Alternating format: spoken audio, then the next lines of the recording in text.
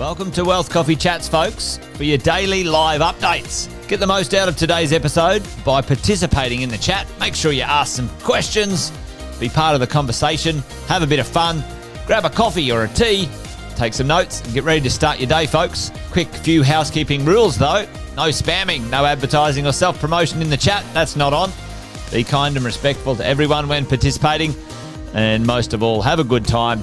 Real estate investing can be your biggest asset. It also can be your most expensive asset when it comes to getting it right or getting it wrong, folks.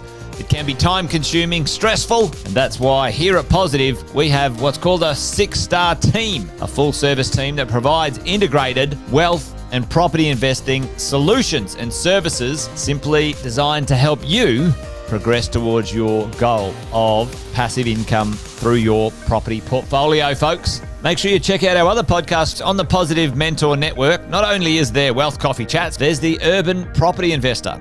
Drops every Wednesday with straight talking investing strategies and lessons with Sam Saggers. Property Investor Tales. This is where our clients, you guys, share real life stories from property investing, hosted by some of our advisors and strategists. And that's done every fortnight, dropping every Monday. Wealth, Wine and Wisdom, folks, that debriefs the week that was in the world of finance and property, hosted by yours truly, Jason Witten and Andy Fenton on Fridays. Hey, good morning, folks.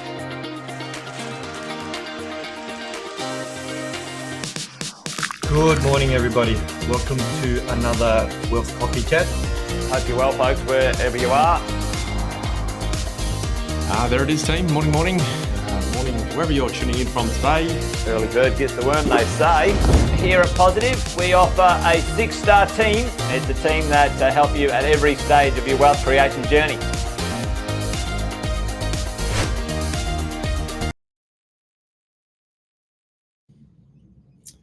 Morning, everyone. How about that intro? I love it each and every Wednesday. If you haven't met me before, Cash Shostet here representing the Property Management Group for the 6-star team here at Positive Collective. I'll tell you what, bit of exciting stuff happening this morning, bit of an announcement, quick shout out.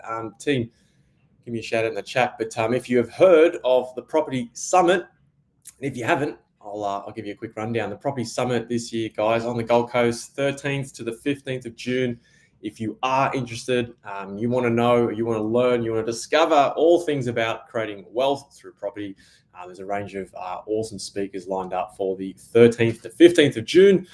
Jason will be there, Andy Fenton, Sam Saggers, and the crew, the 6-star team. Reserve your tickets. There'll be a link in the chat in a moment. Team, and just FYI, that link is for the general public. If you're part of the 6-star team, you're part of the Positive Collective Group, please reach out to your coach and they will sort you out for June. I'm going to play a quick video and then we're going to get on to Wealth Coffee Chats.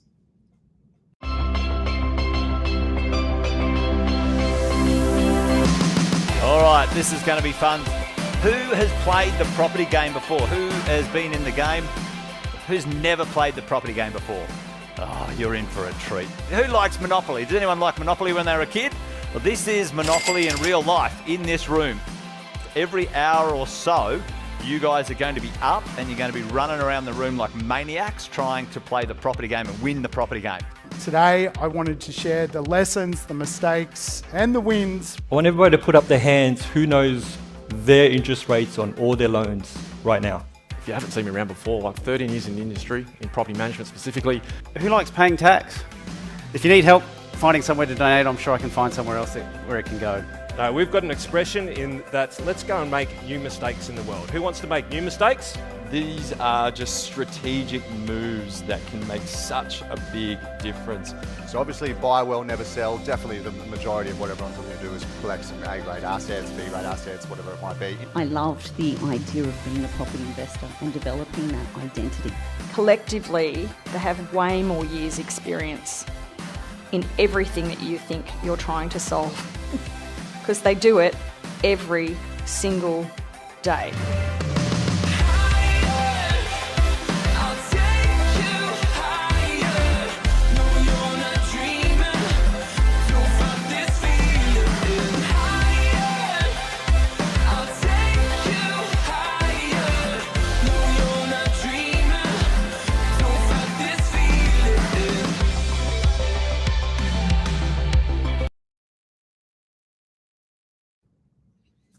How about that, team? Property Summit mid-June. Get on it. Therell be some links in the chat. But welcome along. Property Management Wealth Coffee Chats here for a Wednesday morning, 9th of April, 10 past 8. Quarter past 8, I think we are now. But we'll get on with the team this morning. Team Property Management. Guess what? This morning, rental application changes to Queensland. Here's what you need to know.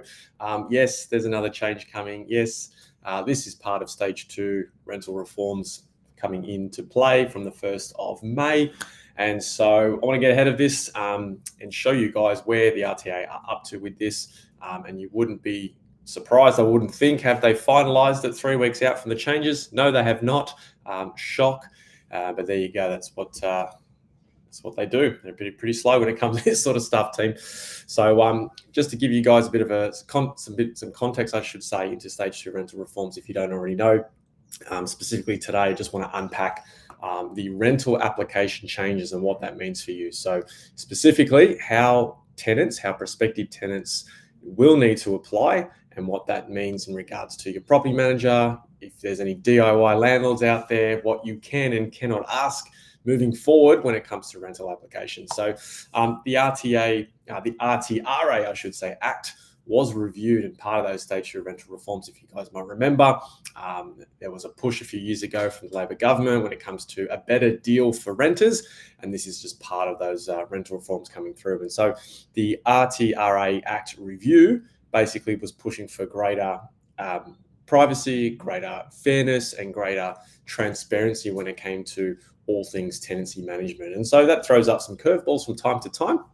And, us as property managers, we need to know what's going on, when it's going on, and what the processes are in place. So if you haven't met me before, like I said from the start, Cash Shoss is my name, 14 years in the industry going on, and part of your 6-star team. And so part of my role is to help you guys navigate these sort of things, and compliance and legislation. It's ever changing in property management, as I'm sure you guys would know. So in short, the changes to rental applications team, it's going to limit what information can be requested, right, from your property manager, or if you're a self-managing owner, then you definitely need to listen to this, right? So like I say, limiting what information you can ask. The questions on the rental application form are now going to be regulated from the 1st of May. I'm going to show you a draft in regards to what that looks like. Okay, so essentially this Form 22 that the RTA are bringing out, it's a prescribed form. Essentially, it's to make things fairer. And interestingly, they say this is going to protect privacy, but I'm going to show you why I think that's rubbish in a moment. Maybe a loophole I found potentially. So there's less discretion on what you as the owner and myself as the property manager can ask and request from prospective tenants. It prohibits discrimination, which is already a thing, so shouldn't be going down that path anyway, and more focus on facts and figures, right? Rent to income ratios, which is something we've been talking about for a long time here at Wealth Coffee Chats. And so when you are screening your prospective tenants, it must stay relevant, it must stay factual, and non-discriminatory in that sort of thing. So so a few of the early birds are on as well. Kevin, good evening, or good morning from me. Good evening to you. Thanks for joining on as always. So if you're in the chat team, give us a bit of a shout out. If you've heard about the rental reforms and you're across it, punch that in the chat for me. If you're not sure what's going on, that's okay. We're going to run through it very shortly. Now, I had a bit of tech troubles this morning. Let's see if this works, team. Hopefully you guys can see that on your screen. Maybe just put a yes in the chat. You can see on your screen, Stage 2 rental reforms, rental application changes for QLD. So what does that mean? Like I say, National Cabinet's push a few years ago for a better deal for renters is something I'm not necessarily against or anything like that. Things like the minimum standards, banning rent bidding, rent increases once a year, I think it's all fair and equal. But when it comes to sort of some of these things, it's you scratch your head, right? And so more than six, so this was a quote from the housing minister at the time, Megan Scanlon, and more than 600,000 Queensland households rent, right? So let me get this pen out. So it's a lot of Queenslanders in this sort of form. And so like I say, it was about making it fairer, safer, easier. That was what their idea was. That's what they wanted from these changes. And so renters are likely to have privacy protected. There'll be a new code of conduct and essentially stamp out any dodgy, unprofessional practices. And so sometimes I think, the 1 or 2% of the people out there ruin it for everyone else necessarily. And so, when these sorts of things go along, team, their idea was that it was going to support cost of living, and we were going to obviously help things where, increasing rents once a year, things like that. Like I say, I don't think the annual rent increase has had an effect in a negative way or is anything like that, but you go along. And so here is the current draft for what the application Form 22 is going to look like as prescribed via the RTA. Now you may have, your property managers may have different softwares, platforms that tinker with and process and hold application forms. That's okay. A lot of those software platforms are going to adjust, and they're going to take this prescribed form and put it into their process. That's what the good property management groups will do. I'm not too sure what the other 1-2% of the state are going to do. But essentially, what's really here to highlight, normal things like, address of the property, how many occupants. Now, anything under here, any children, necessarily, we cannot no longer ask for any specific details in relation to that if the tenant does not want to provide that information. Now, what's interesting enough with these rental applications, up to 3 tenants can complete the one application. So remember before I mentioned the government's push for protecting privacy. Here's a thought. If you had 3 roommates, so 3 individuals, and in the past, they would fill out one application per person, right? Today's world, as per this form, is what we're seeking clarity on, is up to 3 tenants can fill out the same form. They can go on this form, they can submit, I think I've skipped it, team. I think I've skipped it. Here it is. So they can they can enter here, length of employment, their weekly income, and in my opinion, that's not protecting privacy if it's a roommate situation, right? Maybe different if it's a family, but you can see where we're going with this. So, has it been thought about into the future what this form actually practically looks like for prospective renters? You'll see here in the financial information, we've always adjudicated and assessed applications on a 30% income to rent ratio. Now, obviously on Wealth Coffee Chats, we talk about maybe that income to rent ratio needs to be adjusted given the current environment. But in here, it just says, can you provide documents verifying your ability to pay rent? Yes or no. Right, it gives the prospective renter some of the things here that they may provide in that space. And so, it's interesting how that might come through. Pet details. Here's an interesting one. So part of the rental reforms was, an owner cannot undeniably or unreasonably deny a pet. Yet in here, we're going to ask for all this information anyway, right? We're going to ask for it anyway. We're going to get a photo of the pet. We're going to ask for the pet's age. We're going to ask for the temperament of and the training qualifications of the dog. Did you take your dog to puppy school potentially, right? Some of this information is more detailed than it was in the past, but essentially, like the reforms say, landlord cannot undeniably or unreasonably deny the pet anyway. So, bit interesting one there, team, but it's just some more things for us to process as property managers. Verification of identity, the interesting thing here to know, team, and again, for you DIY landlords at home, the prospective tenant in this section here, obviously when it comes to verifying your identity, providing a copy of your, let's say, driver's license for that information. Now, it says, I give consent to provide copies of my original identity to the provider, or I elect them to view, keyword, view my original identities. And therefore, potentially, as it says here, provider cannot keep a copy of your rental documentation, right? So does that change the process? It certainly is an interesting one. It's giving... I guess, yeah, it's going to change a few people's processes, I guess is my point, team. For us, what we need to do here is to make sure that professional screening of rental applications is super, super important, number one. Excuse the light coming in. How good's that sun, team? Coming straight in off out of my window. Not sure if you see that on your screen. But yeah, from the 1st of May, professional screening is super, super critical, right? There's going to be a prescribed form in Queensland that all property management groups and DIY landlords are going to need to follow. It's going to limit what you can and can't ask. So what you are needing to find out will be regulated, team. It's important to know that property management groups, landlords that don't follow this process, there are penalty points in play that the RTA will happily hand out. So we don't want to do that. In my opinion, do I think this is a good thing? I actually think this will slow down the process. I actually think it's making it harder for the prospective renters. I think it's going to take longer for property management groups to process the application, given the nature of the form. We'll wait to see. 1st of May, the final form hasn't been released yet, but we'll see if they're actually taken on any feedback and made any changes. I'd say no. That's just my opinion. But the question you need to ask yourself, team, moving forward in 2025 for your selection of tenancies here in Queensland, I would dare say other states are going to move into this. So keep aware of these things if you own property in other states outside Queensland, because I dare say there will be an equal playing field. The question you're going to ask yourselves here today is, would I feel confident defending my decision if challenged? Okay, so we want to make sure you're protected.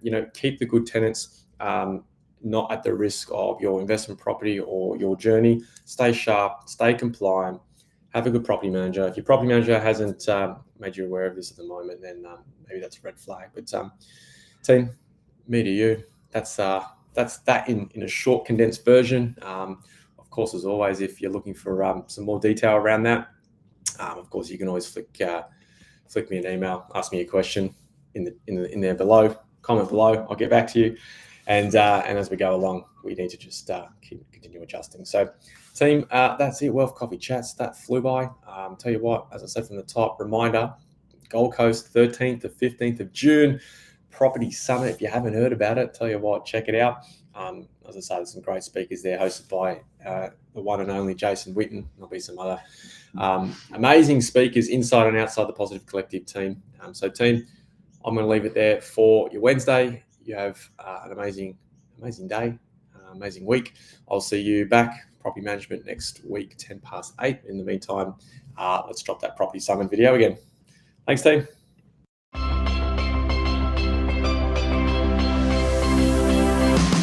All right, this is going to be fun. Who has played the property game before? Who has been in the game? Who's never played the property game before? Oh, you're in for a treat. Who likes Monopoly? Did anyone like Monopoly when they were a kid? Well, this is Monopoly in real life in this room. Every hour or so, you guys are going to be up and you're going to be running around the room like maniacs trying to play the property game and win the property game. Today, I wanted to share the lessons, the mistakes, and the wins. I want everybody to put up their hands who knows their interest rates on all their loans right now. If you haven't seen me around before, like 13 years in the industry, in property management specifically. Who likes paying tax? If you need help finding somewhere to donate, I'm sure I can find somewhere else where it can go. No, we've got an expression in that, let's go and make new mistakes in the world. Who wants to make new mistakes? These are just strategic moves that can make such a big difference. So obviously buy well, never sell. Definitely the majority of what everyone's looking to do is collect some A-grade assets, B-grade assets, whatever it might be. I loved the idea of being a property investor and developing that identity. Collectively, they have way more years' experience in everything that you think you're trying to solve, because they do it every single day.